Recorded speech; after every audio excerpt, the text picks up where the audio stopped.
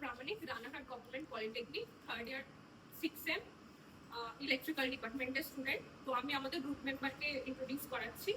ত্রিপা, তৃষা, সৌমজিৎ, গৌতম, প্রভুজিৎ, আর আমি সঞ্জনা।